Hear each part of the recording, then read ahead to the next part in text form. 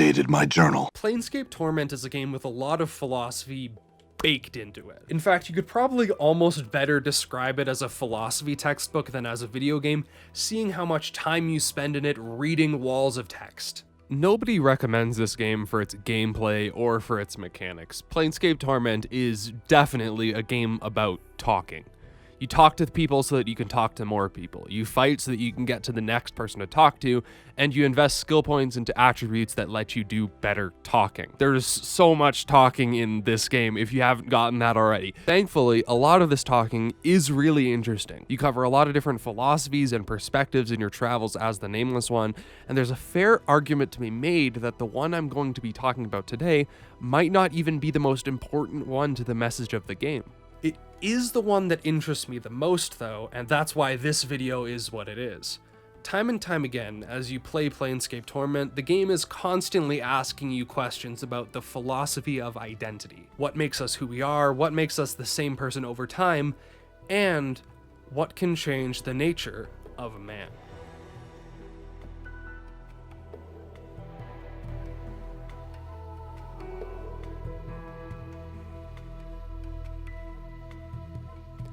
If you haven't played Planescape Torment, I'm not going to tell you to go play it. While it is one of my favorite games of all time, it's a text-based adventure game from 1999 that is even more difficult to get into than classic Fallout, which is, saying a lot. Your bone. For the uninitiated, Planescape Torment is a game about a man who is continually reborn. Every time you die, you respawn in a morgue, not because it's a video game and you respawn as video game protagonists do, but because in the fiction of the game, your character literally respawns whenever they die. One of the catches of this process is that the protagonist loses bits of his memory when he respawns, so when you begin the game, you have no idea what you were up to at any point prior to your awakening. A large part of the game is spent piecing together what you did in each different life, and it becomes quickly apparent that you've been doing this for a while, and that you've basically lived every life that could be lived. A thief, a tyrant, a hero, an accountant, a dog walker, a gaming YouTuber. You've done it all, and after all those lives, you're left wondering who you really are. Are you the same person who did all of those wonderful and terrible things in your past lives? Were they all the same people? How can one person be a kind, gentle hero in one life and be a brutal, bloodthirsty dictator in another, and still claim to, in those two lives, be the same person?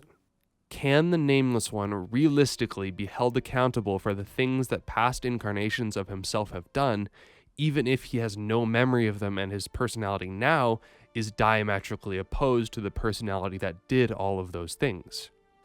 These questions fall under the philosophy of identity, which is a pretty confusing topic that you should have a little bit better of an understanding of once this video is over.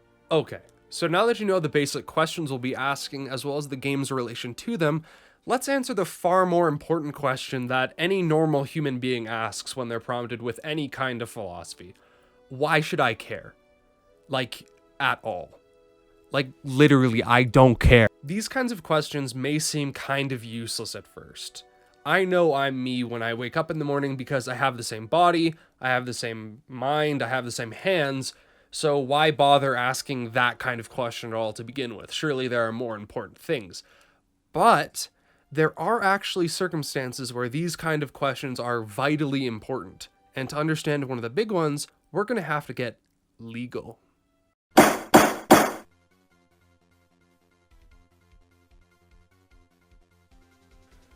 Alright, first I'd like to thank our jury and our honorable judge for their time with this quite lengthy session. I'm sure we've all had a quite long day, so let me reintroduce you to the case at hand. On the evening of Wednesday, May the 12th, 2021, my client entered his 2014 Nissan Cube while heavily intoxicated, drove to his nearest liquor store, drove his Nissan Cube directly through the door of that window store, and robbed it for as much money was in the register, as well as a bottle of rum, which he intended to finish on his drive home. This drive home was, however, cut short when my client, while driving on the wrong side of the road, crashed into, believe it or not, another Nissan Cube. In his spree, he ran over 6 pedestrians, caused significant property damage, and caused the death of the driver of the other Nissan Cube. This is very serious and very heavy, and under normal circumstances I would say that whoever did this crime should be put behind bars. These are, however, NBs, ladies and gentlemen, not normal circumstances. I am here today to make the case that my client was not the man who committed the crime. You see, as a result of the injuries occurring from his spree as well as his heavy intoxication, my client has developed a very strange case of amnesia. Not only have polygraph tests confirmed that my client has no memory of the events occurring, he has no memory of anything beyond his early childhood. He has been run through countless personality and IQ tests with entirely different results than ones logged just 6 months ago. In fact, I even have testimony from close friends and family members that upon meeting my client, they barely recognize him. For all intents and purposes, he is a different person than the man who committed the crime. As such, it is only just that all charges be dropped. We cannot put an innocent man behind bars for a crime that he did not commit. I urge the jury to look past face value and look at the facts. This man is not the man that committed those crimes. He doesn't even like Nissans anymore. This hypothetical, hopefully, has proven to you that these kinds of questions can be important. Should the defendant be cleared of all charges, or is personhood really skin deep? This is a really tough scenario, because on one hand, if you let him off, can you really say to the families of his victims that justice has been served? Those people would definitely like to see him put in jail, and honestly, I don't really blame them. But on the other hand, if you lock him up, can you really say that justice has been served either? He has no memory of committing the crime. For all intents and purposes, he's a completely different person. So really, you're not punishing him for doing the crime, you're punishing him for looking like the guy who did the crime. And that's not justice, is it? The case made by the lawyer in my example is very similar to the case on the topic made by British Enlightenment philosopher John Locke. Locke is known primarily for his political philosophy, specifically his development of liberalism, but his contributions to philosophy far surpass that. In his essays concerning human understanding, Locke makes the case for non-physicalism, as opposed to regular physicalism, which states that you are the person you are over time because you occupy the same space. You have the same body, therefore you're the same person. Non-physicalism, in that case, is the opposite of physicalism, that we aren't just our bodies. What John Locke argues is that you, right now, watching this video, are only the same person you were yesterday because you remember being that person. You remember existing yesterday. You might remember what you ate yesterday, who you talked to, the YouTube videos you might have watched. You get what I mean. It's not about the physical state of a person that makes them the same over time, it's about the mental state. To Locke, we are our consciousness. Holy shit, this is an essay about video games. The game gives you many options regarding how you see this problem. Throughout the game, you encounter many characters that the Nameless One has done wrong to, ranging from people he mildly annoyed to people who he has shackled into slavery for the rest of their lives. The game gives you many opportunities to apologize to these people, and often they do forgive you, but sometimes, when it really matters, as with Dayanara, a past love interest of the Nameless One, you can't be forgiven. You can ignore the consequences of the actions of the Nameless One's past lives, but you cannot find redemption from them. You can ignore the sentence, but the crime's been committed, and you have to find a way to live with that. This throws a bit of a wrench in the philosophical arguments made by Locke. It's a practical objection. Even if you have no memory whatsoever of doing any wrongs, or hurting anyone, or committing any crimes, all of those things still happened, and there are people who are seriously affected by them who now associate you with them. You can philosophize around responsibility as much as you like, but as the player, even though you had no control in the past actions of the Nameless One, you can't help but feel a little bit guilty. Even though these actions were not yours, and arguably not those of the character you control, someone has to clean up the mess. And it just doesn't feel right to leave it to anyone else. Let's say that doesn't quite convince you, though. It just feels wrong isn't exactly a rock-solid argument when it comes to trying to solve the big questions in philosophy.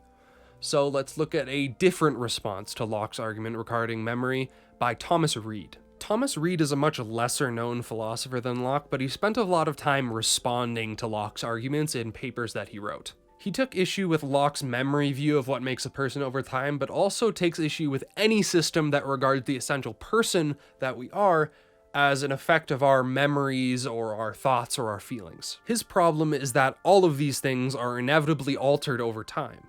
Our thoughts, for example, are momentary. Whatever you're thinking right now will inevitably be replaced by something that you'll be thinking 20 seconds from now. And if you're like me, you'll forget the first thing in about the same time.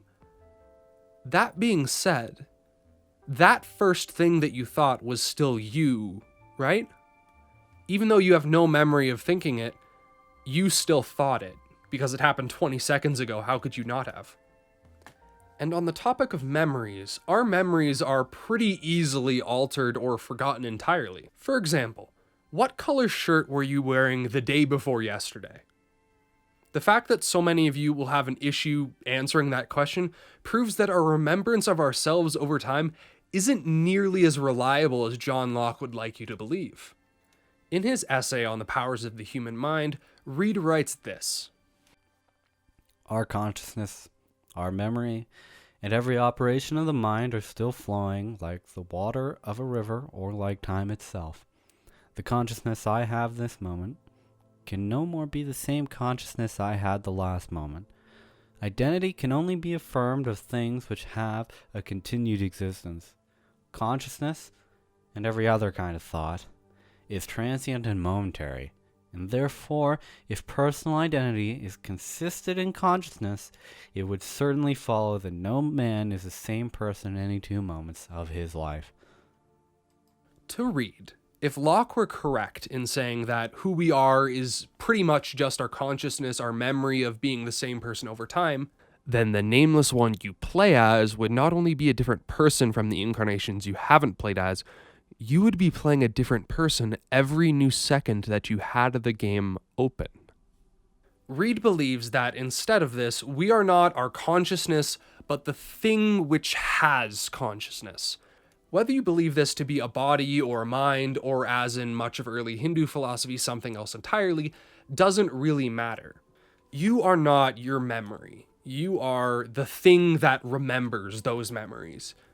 Instead of being the pain and torment that you felt over decisions that you've made in the past, you are the thing which feels pain. And this is kind of where Reid's point and my point intersect. Even though I, the player, didn't do any of the things that the Nameless One did with my hands personally, and I have no memory of them, I still feel regret over those actions. If I, personally, suffered an amnesiac case similar to that of the Nameless One, I would still feel bad for all of the things that I had done wrong to other people in my past lives. I couldn't say that I was a different person or that I was a new man just because I didn't remember them, because those things still hurt people. That would feel wrong to do because, just as Reid argues, I'm not the memories of my past actions, I'm the person who has to deal with the consequences of those actions. I am the creature that regrets. And maybe, just maybe, regret can change the nature of a man. Thanks for watching.